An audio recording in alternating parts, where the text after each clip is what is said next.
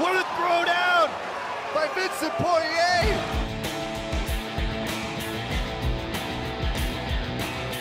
Que le fait que ce soit les Boston Celtics, que ce soit la franchise la plus titrée de NBA, ça rajoute un peu au palmarès, on va dire. Parce que voilà, c'est pas une équipe qui prend des joueurs pour prendre des joueurs, c'est une équipe qui vise le titre chaque année. Je trouve ça archi lourd, c'est ceux qui font le verre, là. Tu vois, le verre soufflé là. Ah, Et souffleur de verre. Je trouve ça archi lourd, comment ils arrivent à construire les figures, les figurines, les machins.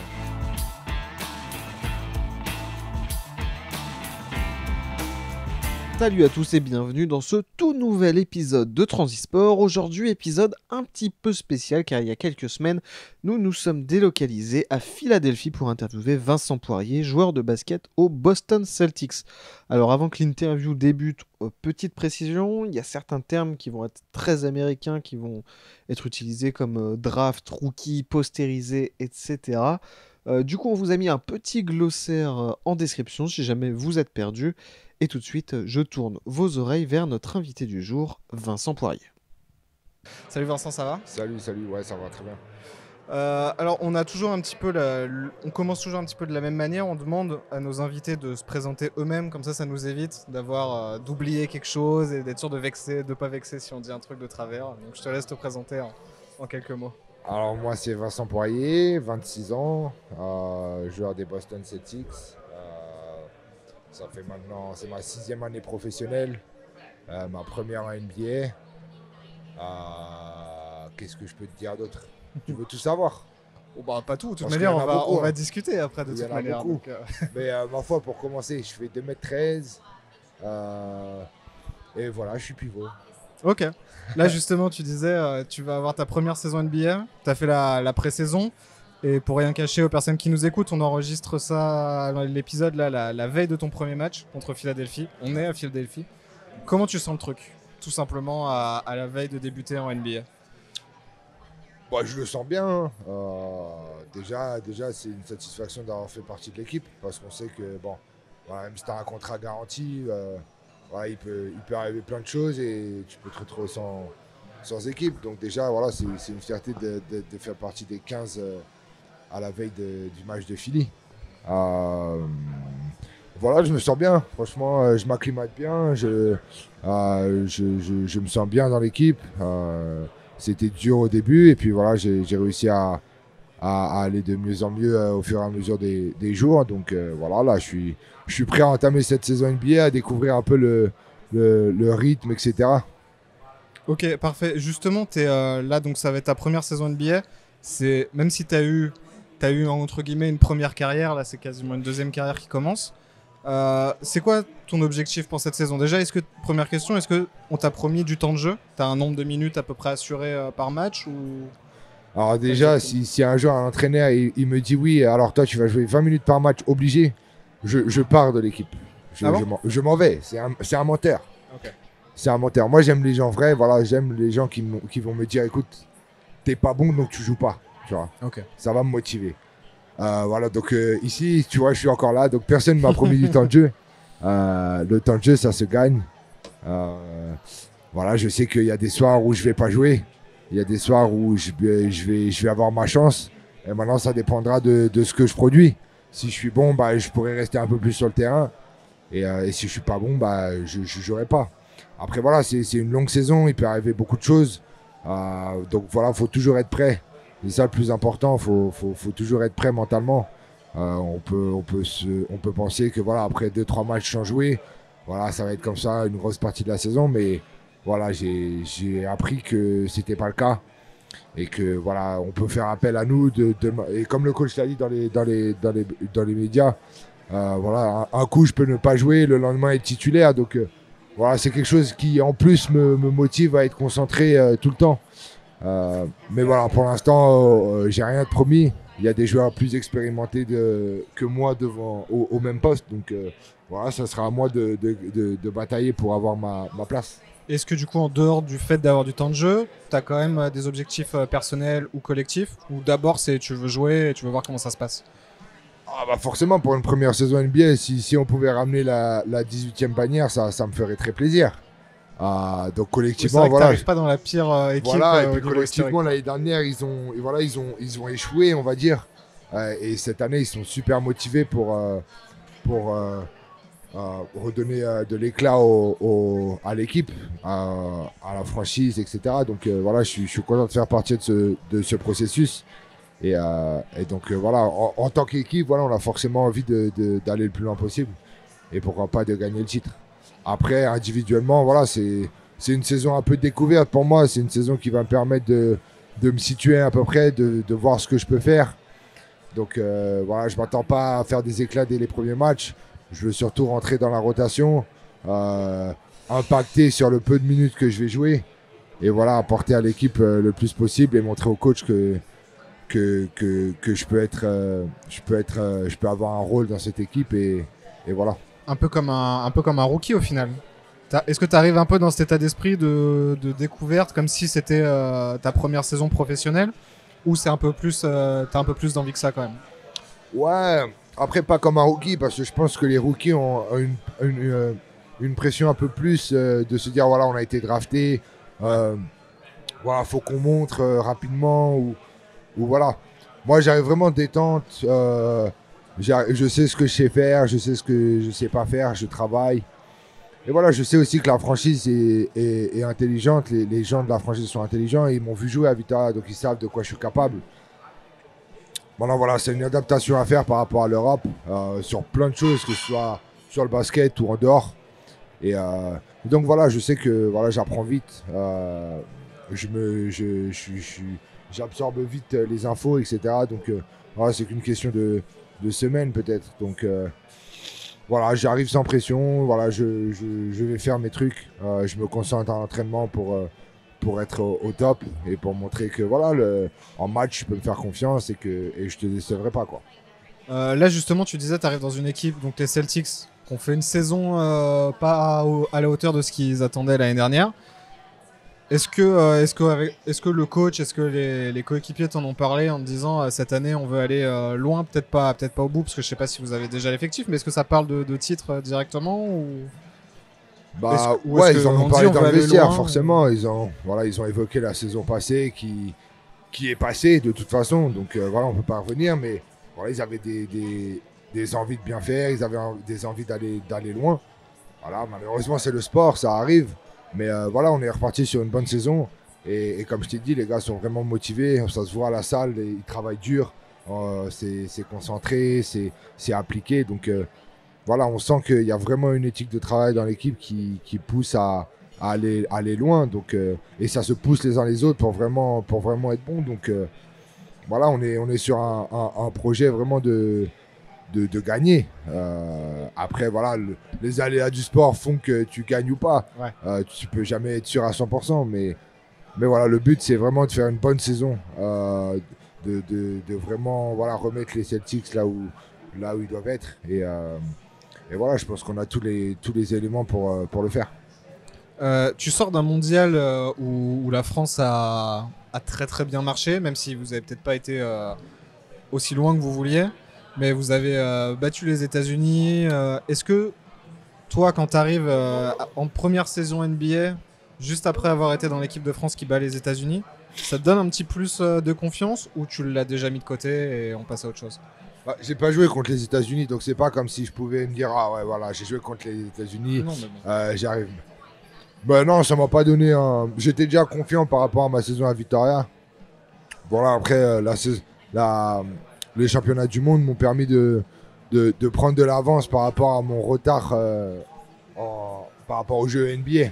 Voilà, comme j'ai déjà dit, Rudy m'a beaucoup aidé en défense sur les placements. Voilà, j'ai beaucoup parlé avec les joueurs NBA, Nico, Evan, Franck, etc. Par rapport à tout. En dehors, sur le terrain, comment ça se passe, parce que c'est vachement différent de l'Europe quand même, tu vois. Donc voilà, j'avais pas envie d'arriver et d'avoir trop d'infos en même temps. Donc je me suis préparé, voilà, j'ai beaucoup parlé avec les gars pour être prêt, quoi, pour en avoir le plus possible en tête et arriver et être tranquille.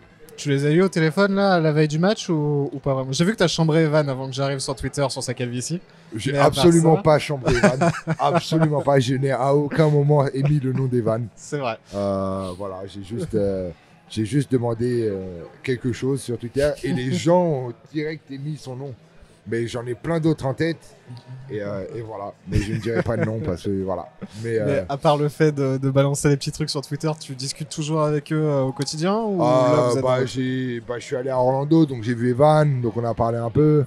Nico est venu à Boston, donc voilà, on a parlé un peu. Rudy, je suis avec lui, on se parle souvent parce qu'on joue aux jeux vidéo ensemble. Donc, et Franck aussi, on habite pas loin du coup. Ouais. Mais ouais, je garde contact avec eux. Après, c'est pas forcément basket. Voilà, Evan m'a donné 2-3 conseils, Rudy aussi. Donc voilà, c'est pour ça que je te dis, je suis pas inquiet, je suis assez relax, je suis pas stressé, tu vois, par rapport à ma situation. J'ai été comme ça avant, je sais ce qui va arriver, je sais les trucs à pas faire, les trucs à faire, donc voilà, je suis bien. Non, mais c'est pas mal à la limite de commencer en NBA à 26 ans. T'as vu plus de trucs quoi. Donc, Ouais, c'est-à-dire voilà, que c'est t'es- pas ma première année professionnelle, Voilà. donc même si c'est en Europe, et tu sais, pour les Américains, voilà, l'Europe, c'est autre chose, c'est pas la NBA, mais en soi, ça reste du basket quand même, Ouais. donc j'ai quand même une expérience. J'ai fait aussi un championnat du monde, un championnat d'Europe, voilà, et j'ai quand même joué dans l'Euroleague, qui est la deuxième meilleure ligue du monde, donc voilà, ça reste quand même une grosse expérience. Donc voilà, je m'en sers aussi pour arriver ici confiant et bien quoi. Et t'as parlé un peu avec Kemba Walker et les autres de la Team USA du match de la Coupe du Monde ou Non. pas trop? On a parlé de la Chine en elle-même, mais Ouais. le match, non. Bon, après, il y avait rien à dire, tu vois. Genre, on a gagné, ils ont perdu. Voilà, c'est comme ça, tu vois. Après, ça reste un sport. Ça... Il n'y a pas eu de chambrage ou de Non, trucs il comme n'y a ça. pas eu de chambre. Non, je suis pas comme ça. Et puis, j'arrive en tant que Ouais, rookie, donc j'arrive relax, tu vois. Je suis ami avec tout le monde. Je prends... Voilà, je fais pas tu vois, je suis tranquille. Et d'ailleurs, justement, comment ça se passe avec les mecs du 5 et surtout les gros joueurs, les Tatum, les Kemba Walker? Parce que on a beaucoup d'échos, genre c'est Tony Parker par exemple qui racontait que sur toute sa première saison en NBA, Tim Duncan lui a pas adressé la parole une seule fois. Est-ce que c'est plus relax à Boston? Est-ce que les mecs du 5 parlent avec toi comme si... comme si Ah oui, tu non, l'avais non, il depuis y a pas. longtemps? Moi aussi, j'avais entendu cette story. Je me suis dit, imagine, j'arrive en NBA et les gars me parlent pas. Bah, c'est C'est problématique. chaud, ouais. Mais non, je te dis, ici, on est vraiment. Et puis, c'est des jeunes, tu vois. Bon, la plupart des jeunes Tatum est plus jeune que moi. Ouais. Donc, tu vois, déjà, tu te dis, attends, le plus jeune, il me parle pas, c'est bizarre quand même. Mais même tout le monde parle avec tout le monde, tu vois. Il n'y a pas de. Il n'y a pas un gars qui se croit au-dessus ou voilà. Maintenant, voilà, on sait qui est le 5 majeur. On respecte ça. On sait que c'est des gros joueurs qui ont tous fait quelque chose dans la ligue. Donc voilà, mais il n'y a pas de prise de tête. Il n'y a pas de. Ouais, moi je suis meilleur que toi. Ou, tu vois, il y a pas. C'est vraiment. Tout le monde se pousse à être meilleur et tout le monde veut vraiment qu'on agisse comme une équipe, tu vois. Je vais faire un peu un rétro-pédalage et revenir sur la Coupe du Monde. Comment toi t'as vécu ce truc-là de l'intérieur? Parce que bah, t'étais pas dans le 5 majeur parce que bah, à ton poste il y a Rudy. Malgré ça, t'as quand même pas mal joué, t'as fait des matchs et t'as eu des gros moments en plus. Donc raconte-moi un peu comment t'as vécu ce truc et surtout à la fin, est-ce que t'étais plus content de la médaille ou un peu comme Evan, un peu déçu de pas avoir été plus loin? Bah déjà, je l'ai bien vécu. Franchement, on avait un groupe super. Voilà, je pense que c'est très important quand tu pars dans une compète comme ça où t'es H24 avec les gars, d'avoir un groupe qui vit bien, qui s'entend bien. C'est l'image Et- que ça donne de l'extérieur. En tout cas, et vous aviez tous franchement, l'air on d'être en des potes, quoi. avait, par rapport à ce qu'on a fait en 2017 et par rapport à ce qu'on a fait cette année, il y avait une grosse différence par rapport à ça. Voilà, on avait vraiment un groupe qui vivait bien, qui s'entendait bien. Il n'y avait pas de eux deux ils sont là-bas, eux ils sont dans ce coin-là. Non, c'était vraiment, on était tous ensemble, on faisait tous les trucs ensemble et voilà. Donc c'est même quand tu joues pas, c'est agréable à vivre, tu vois, parce que tu es dans une bonne ambiance, ça te fait kiffer d'être là même si tu joues pas, tu vois. Après, voilà, j'ai eu le rôle que je savais que j'allais avoir de toute façon. Donc je m'attendais pas à être titulaire, je m'attendais pas à jouer 30 minutes. Je savais que mon rôle c'était de backup Rudy. Et voilà, j'essayais de le faire au maximum le mieux possible. voilà, c'est une compétition, donc il y a des matchs où tu vas pas jouer, il y a des matchs où tu vas plus jouer, il y a des matchs où il faut que tu sois prêt, et c'est ce qui s'est passé. J'ai pas joué les États-Unis, j'ai pas joué entre guillemets l'Argentine parce que je suis rentré à la fin du 3e quart-temps. Mais voilà, et à l'Australie, Rudy il fait des fautes, je crois, et on m'appelle et il faut que je sois prêt. Donc voilà, j'ai pris la compétition de la Coupe du Monde comme si c'était ma saison NBA en fait. Donc j'étais prêt à n'importe quel moment, j'ai resté concentré et voilà. Ouais, c'est une bonne prépa parce qu'au final, même si c'est pas un mec du calibre de Rudy qui est devant toi au Celtics, tu vas avoir ce rôle-là aussi de backup. T'as Enes Kanter qui va beaucoup jouer, t'en as un ou deux peut-être encore à ce poste-là avec qui du coup tu vas te battre pour la rotation. Et puis voilà, c'est aussi le Français qui vient de l'autre côté de l'océan et qui débarque, tu vois. Personne ne le connaît vraiment. Ouais. Ici, je suis un inconnu, tu vois. Les Boston, ils ne me connaissent pas. Enfin, les fans, etc. Donc, voilà, je dois faire. C'est une remise à zéro, en fait. Voilà, je recommence tout. Mais j'aime ça. J'aime bien les défis. J'aime bien avoir à devenir meilleur comme ça. Et mais je te dis, je le vis bien. Franchement, j'avais hâte que ça commence. Et maintenant qu'on y est, vite qu'il y ait match, quoi. C'est demain. Ouais, là, du coup, j'imagine que t'es un peu... Non, même pas. Non Ce soir, tu vas dormir tranquille, moi, je suis pas de problème. Toujours relax, même si voilà, on commence par un gros match, parce que Philly-Boston, c'est quand même une grosse affiche. Voilà, il y a beaucoup de tension entre les deux, on va dire. Ouais, l'ambiance va être folle. Tu vas commencer avec une grosse ambiance. Mais j'ai hâte de découvrir ça aussi. Voilà, donc... let's go, hein. De toute façon, on va pas stresser, on n'a pas le choix, on va y aller. Donc, on va parler d'un autre joueur dont on n'a pas encore parlé pendant quelques minutes. Il y a une espèce de monstre qui a validé son contrat chez vous il y a 1 ou 2 semaines. C'est Tacko Fall. Est-ce que tu peux me parler un peu de lui? Qu'est-ce que ça fait d'avoir un mec comme ça? Parce que toi, t'es grand, mais lui, il est grand, genre vraiment grand, quoi. Ouais, c'est rare que je me sente petit. L'année dernière, il y avait Walter Tavares à Madrid, qui était déjà à 2m21, donc ça faisait quand même. Mais là, vraiment, 2m30, c'est impressionnant. Je me regarde à côté de lui et c'est même pas un peu négociable. C'est genre, il est vraiment plus grand. Après, c'est un super gars. En plus, il parle français. Oui, parce qu'il est sénégalais.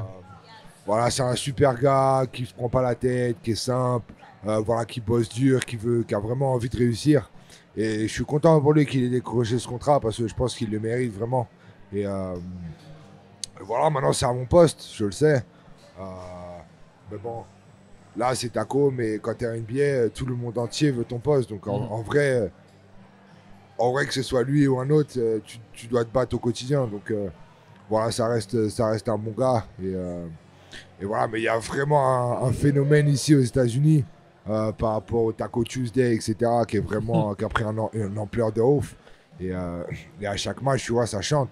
Donc quand t'es à sa place, c'est cool, mais quand tu rentres et que lui rentre pas, genre tu sens la pression de dire, si je fais de la merde, le gars, ils vont dire, vas-y, signe Tacko Fall, parce que lui, il pue, tu vois. Mais après, pour les gens qui connaissent pas très bien le basket comprennent, même si pivot, c'est un poste où plus t'es grand, entre guillemets, mieux c'est. Ça fait pas tout, parce qu'il faut pouvoir courir, faut avoir une certaine notion tactique, etc. Ce qu'il peut avoir, mais qu'il n'a pas forcément, et ce qui peut expliquer que des fois tu vas rentrer, des fois lui il va pas rentrer. Ouais, et puis il a signé un two-way de toute façon, donc il sera pas avec nous toute l'année, mais et puis il a 23 ans je crois, donc c'est sa première année professionnelle vraiment. Donc voilà, il a encore beaucoup de choses à apprendre, peut-être sur ça j'ai un avantage sur lui, mais voilà, il a beaucoup de qualité, il commence à shooter. Donc voilà, il progresse comme tous les joueurs qui s'entraînent dur. Mais voilà, il a un avantage, c'est que Boston a vraiment misé sur un bon gars et les fans le kiffent, quoi. Donc c'est vraiment un plus pour lui ici. Après, voilà, 2m30, ça aide. Forcément, ça aide. Après, la NBA tend plus à s'écarter, etc. Donc, mais bon, comme je te dis, il est vraiment très grand. Donc, même à 3 points, le gars il te garde alors qu'il est dans la raquette, tu vois, Ouais. avec ses bras et tout. Bah, il peut quasiment dunker sans sauter, quoi. Ouais, d'ailleurs, il On le est là, fait. donc, Et c'est chiant. Mais ouais, il a plein de qualités. Et voilà, je pense quand il aura bien atteint son âge de maturité, ça va être bien parce qu'il va pouvoir jouer beaucoup en G-League. Et c'est important quand tu es jeune, je le sais. Quand tu es jeune et que tu n'as pas beaucoup d'expérience, de beaucoup jouer, c'est important pour l'expérience, pour la confiance, etc. Très bien. Est-ce qu'il y a des joueurs où tu as vraiment envie de te retrouver en face de ces mecs-là? Je pense à des Embiid ou vraiment à des mecs qui sont très bons, où tu te dis, lui, j'aimerais bien avoir à défendre sur lui ou à poster ce mec-là. Ou... Oh bah si je peux poster toute la NBA, moi ça me va. Hein. Bien sûr. Mais Mais non, mais... qu'il y a un ou deux joueurs qui vont t'intéresser les plus Browns que par d'autres. exemple, les Browns, voilà, ils étaient à l'époque, même encore l'année dernière, je trouvais que ce qu'ils faisaient c'était incroyable. Tu vois, toutes les rostas en fait, toutes les rostas que tu vois à la télé quand tu t'étais jamais allé à NBA, bah, jouer tous ces gens-là, ça doit être pas impressionnant, mais tu vois, tu te dis, bah, je suis en face de lui en fait. Genre, si je veux lui mettre un taquet, je peux, tu vois, Ouais. ou un gros écran et qui, tu vois ce que je veux dire. Après, voilà, Dwight Howard, quand j'ai commencé le basket, c'était un peu mon joueur référence, tu vois, je trouvais, il dunkait partout, etc. Donc je kiffais.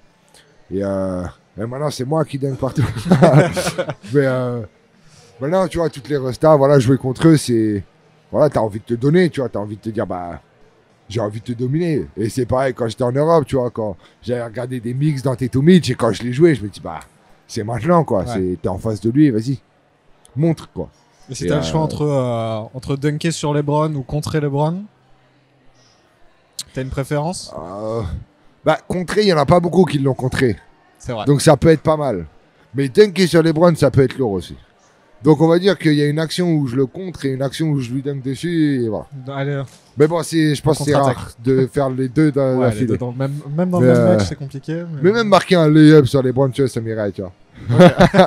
Je pense que ça m'irait. Je dirais, hey, j'ai marqué un lay-up, quoi, sur les Browns. Mais non, mais j'ai hâte aussi de jouer contre ces gens-là, tu vois. Parce que ça te permet de te jauger, plus par rapport aux big men, mais ça te permet de te jauger, de te montrer où t'en es, voir qui tu penses être plus fort, qui tu penses être moins fort, et voilà, c'est super. Le Taco Fall, il est là, quoi. On parlait de lui. Il y a Taco Fall qui vient de Tu passer. veux dire à un côté truc de nous. aux Français? On va parler de la Taco Mobile. On parlait. Bonjour, on fait un podcast. Eh oui. Un podcast sur Taco Fall. Bon, et tu parlais justement, parce qu'il y a Taco à côté, que c'était un bon gars. Il y a Kemba Walker aussi qui a une réputation d'être un mec en or. Et j'ai l'impression que Boston, c'est une vraie volonté qu'ils avaient de. Après Kyrie Irving, qui est pas forcément le mec le plus facile à vivre au monde,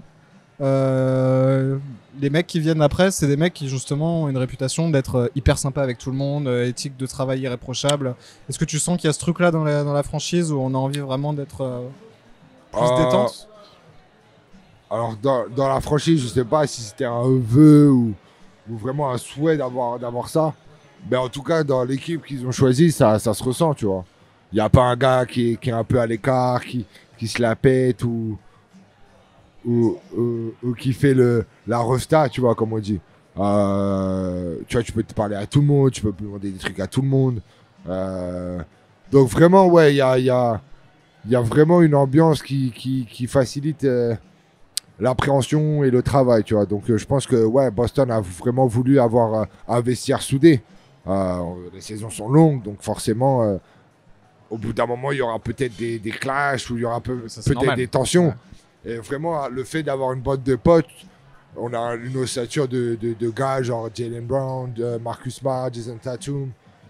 Ils sont là depuis un moment, tu vois, donc ils se connaissent et Gordon Hayward aussi. Donc voilà, c'est eux un peu les piliers de l'équipe et je pense que c'est sur eux qu'il faut se reposer tout au long de l'année pour avoir une stabilité au niveau du groupe. Très bien. Écoute, on va passer dans la dernière partie de l'émission, parce qu'en plus, il y a les potes de ton équipe qui ont pas commencé à manger, donc on va tranquille. accélérer. Ils vont commander pour moi. La dernière partie du podcast, c'est un petit questionnaire. On pose les mêmes questions à tous nos invités qu'on a eu par le passé. histoire de pouvoir comparer après, à la fin de la saison, ou quand le podcast sera terminé, un peu les réponses de chacun. La première question, c'est s'il y avait un sportif francophone, n'importe lequel, que tu aurais envie de rencontrer, pour lui poser une question, ce serait qui et quelle question? Qui et quelle question? Ouais. Francophone de préférence. Comme ça, si un jour on l'a dans le podcast, on pourra lui passer, on pourra lui passer la question. Un sportif, n'importe quel sport. N'importe quel sport. J'irai voir Zidane Ok. et je lui demanderai comment il a fait pour être au top toutes ces années. Donc si un jour t'as Zidane, Bah déjà, je serais très très content. Si j'arrive à redescendre de mon nuage, je repenserai à ta question. Mais, Zidane. Et si tu veux quelqu'un de plus abordable,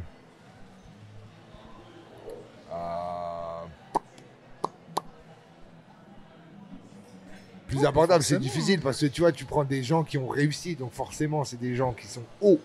Parce que moi, je suis en phase d'un joueur NBA à Philadelphie. Hein, donc, Attends, about you, bro. Tremont.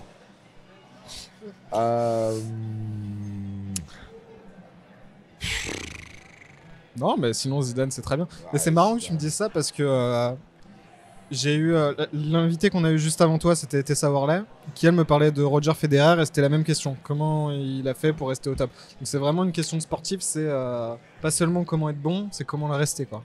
Ah, c'est ça. Mais après, moi, la réponse, je la connais. Parce que voilà, je suis un sportif et j'en ai côtoyé des gens qui ont réussi. Le secret, c'est de travailler, de croire en soi, de faire attention à son corps, de ne pas faire le con. Et voilà, quand tu t'appliques ça au quotidien, bah forcément, tes performances, elles se ressentent elles ressortent, tu vois. Donc, je sais la réponse, tu vois. Mais alors, d'entendre quelqu'un qui a il me réussi, faut une autre question. Ah oui, d'accord, donc c'est c'est mieux, autre chose. tu vois. Ouais. Bon, on peut dire que j'ai réussi aussi un peu, mais tu vois, j'ai pas fait les carrières que eux ont fait. Oui, c'est ça, avoir Pour ce petit l'instant. truc en plus qui fait que je vois très bien. S'il y avait un événement sportif que tu aimerais revivre, ça peut aller des premiers Jeux Olympiques à Athènes dans l'Antiquité à aujourd'hui. Ce soir, la reprise de la NBA. On peut pas dire que tu peux la Coupe revivre. du parce monde que... 98. Ok. Bah ouais, je m'en souviens pas. Très bah peu. ouais, non, c'est vrai qu'on a le même âge. Donc Très peu. Je crois que j'étais en camping en plus avec mes parents. Et j'ai eu des vagues souvenirs, mais si je pouvais la revivre vraiment, genre comme la première, tu vois. Parce que bon, celle de l'année dernière, voilà, c'est la deuxième. Bon, j'étais dans l'avion, je l'ai pas vu non plus, mais mais vraiment la première, genre, ouais, j'aurais kiffé. Vu que tous les gens étaient dans les rues, etc. Et j'aurais vraiment kiffé le. Mais t'aurais le aimé la revivre. revivre en étant genre au stade et après sur les Champs-Élysées ou au camping avec tes parents et te souvenir de ce truc-là comme ça? Non. Fallait le revivre dans le même instant. Non, pas forcément. Ah Justement, ouais. là, c'est moi qui vais plus loin dans la question. Mais... Non, ouais, j'aurais kiffé le vivre sur. Genre avec vraiment tout le peuple, tu vois. Ouais. Parce que vraiment, je sais pas si on a fêté plus que ça avec mes parents, je me souviens plus. Mais je crois qu'on avait fait un petit truc dans un camping. C'était même pas un camping français, alors tu vois. Ah oui, d'accord. genre, Ouais, donc ça... C'était un camping hollandais ou un truc comme ça. mais ouais, j'ai des vagues souvenirs. Mais en gros, si je pouvais le revivre vraiment genre sur les champs et avec tout le truc, ça aurait été drôle. Ouais. Ok, très bien. Si tu faisais pas ce que tu fais, donc basketteur professionnel, qu'est-ce que tu aurais choisi? Que ce soit un autre sport ou un autre métier? J'aurais choisi ou on m'aurait choisi? Parce qu'en soi, j'aurais voulu être footballeur, tu vois, mais je suis pas sûr qu'on m'aurait choisi pour être footballeur. Ok, donc toi, c'est ça, t'aurais préféré être Mais footballeur. après, moi, j'aurais kiffé être footballeur. Enfin, j'aurais kiffé, genre, à l'époque, tu vois, vu que je faisais du foot, être footballeur, c'était la consécration, tu vois, et puis tout le monde, voilà, c'était les footeurs, ah ouais, ils ont la belle vie et tout. Bon, du coup, bah, j'ai fait basket et c'est pas mal non plus. Mais sinon, sans compter l'argent qui est utile pour vivre, etc. Moi, j'aurais kiffé avoir plein de chiens, genre. Plein de chiens. Ouais. Ok. Foutre dans Donc, une truc et genre vétérinaire t'élèves ou des un truc chiens. comme ça, quoi. Non, Ah ouais, pas non, vétérinaire, éleveur, pas un d'accord, truc du coup. chiant où tu soignes. Non, vraiment, genre tu possèdes plein de chiens, tu fais un élevage ou tu vois. Ok. Mais des chiens spéciaux. Moi, je voudrais que des bulldogs anglais, tu vois.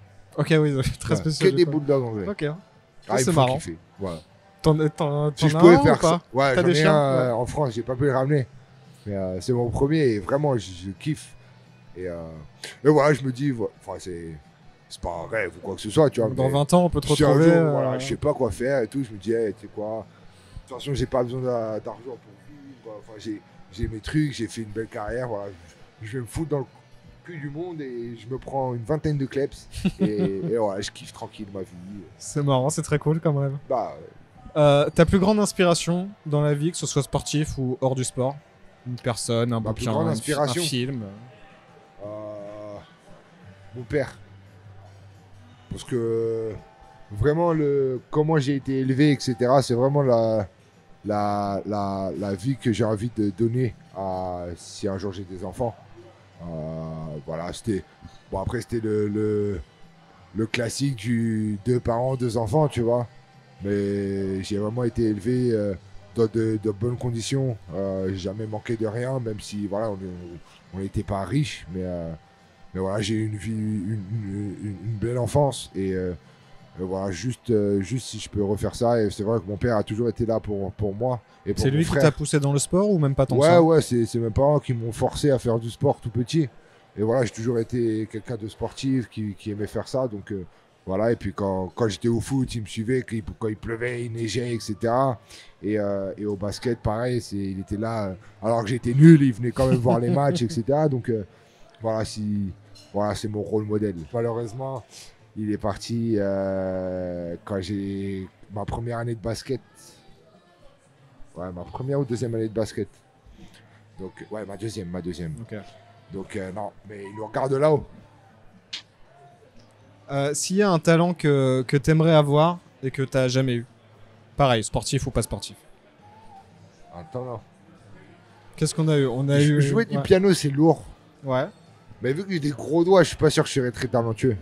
Ah, mais t'as des grandes mains, donc c'est pas mal aussi. Hein. Ouais, jouer du piano, c'est lourd. Jouer d'un instrument en général, à part la flûte et les trucs, Ouais, les je vois. trucs bidons, mais voilà, jouer même la guitare, tu vois, ça doit être stylé, tu sais. Tu joues de la guitare, les filles qui te regardent et tout, ouais, j'ai joué de la guitare. Non, mais des trucs comme ça. Après, j'ai un truc, genre, rien à voir. C'est genre, je trouve ça archi lourd, c'est ceux qui font le verre, là. Le verre. Tu vois, le verre soufflé, là. Ah, Et souffleur de Je verre. trouve ça archi lourd, comment ils arrivent à construire des figures, des figurines, des machins. Ok, je trouve c'est ça lourd. intéressant. Voilà. Bah, quand tu élèveras tes chiens dans le trou du cul du Ouais, monde, tu non, pourras après, te lancer là-dedans. ça fait vraiment, genre, le gars, il est parti loin et il voulait plus entendre de basket. Non, tu vois, je veux quand même garder, j'aime quand même aussi les beaux endroits, tu sais, la vie de quelqu'un qui gagne de l'argent. Donc, voilà, j'aimerais aussi continuer à profiter un peu de ça. Ouais, je mais vois. quand même avoir mon. Vas-y, je suis un simple gars. Vas-y, j'ai mes chiens, tu vois, j'ai construit ma famille, machin, tu vois, genre. Un petit côté paillette et un petit côté pas paillette, tu vois. Ouais, je vois très bien. C'est pas mal ça. Est-ce qu'il y a une petite habitude ou une petite superstition que t'es le seul à avoir? Je sais pas si c'était une manière de te préparer, d'abord la chaussette gauche, ensuite la chaussette droite, ce genre de choses. Oh, un truc tout con, c'est que j'enlève toujours mes chaussettes avant de mettre mon collant. Ok. Me demande pas pourquoi. C'est un truc que je faisais et à Vitaria je le faisais et maintenant je le garde.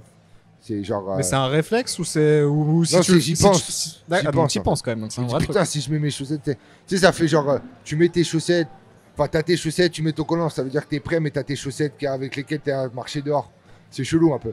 Donc, faut que tu mettes tes chaussettes de match, vraiment, pour être dans le. Donc, voilà. Ok. C'est mon Très truc bien. de barjo à moi. Eh ben écoute, dernière question, on va terminer ce podcast par le début, ton tout premier souvenir de sport. Donc ça devait être après 98 vu que tu te rappelles pas de 98. De sport de moi ou de sport en Ça général? peut être du sport que tu as regardé à la télé ou toi qui as commencé à faire du sport. Putain, mon premier Ou les sport, deux, c'était du coup, du karaté. aussi. Comment j'aimais pas ça. Tu faisais du karaté Ouais, mais t'aimais je pas faisais ça? du karaté, j'aimais pas ça. Et puis tu sais, au karaté, en fait, t'as des glaces tout autour. Parce qu'en fait, c'est dans des salles de danse classique, tu fais ça Ouais. dans des salles. C'est pas des dojos, tu vois.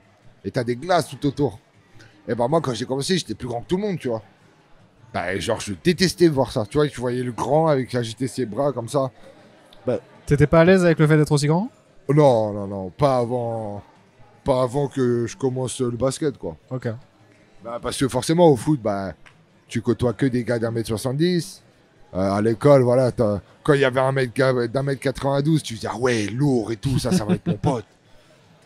Mais non, avant de jouer au basket, avant de commencer au basket, j'étais pas trop à l'aise. Et en plus, il y avait des glaces partout, donc je me voyais être grand, tout fin et faire des mouvements comme ça. Je détestais le karaté. Donc j'ai vite changé. Ouais, je vois. Donc ça, c'est ton premier souvenir de toi qui fais du sport. Putain, et ton ouais. premier souvenir de... En regardant le sport. Les premiers souvenirs de sport, Ronaldinho. Ok.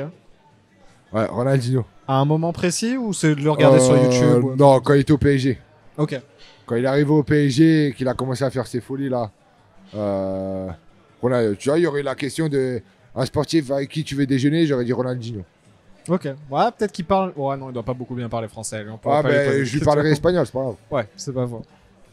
Eh ben écoute, très bien, on va terminer là-dessus. Merci encore Vincent Poirier d'avoir accepté l'interview. Ouais. J'espère que tu as apprécié le moment. C'était lourd. Eh bien, j'espère que vous aussi, auditeurs, vous avez trouvé ça lourd. Et pour terminer, n'hésitez pas à vous abonner sur Apple Podcast, SoundCloud ou quelle que soit l'application que vous utilisez, à nous suivre sur Facebook, Twitter, Instagram. On va essayer d'être un peu plus présent sur les plateformes. Je vous souhaite la bonne soirée. Salut! Everybody get up, it's time to slam now. We got the real jam going down. Welcome to the Space Jam. Here's your chance, do your dance at the Space Jam. Alright.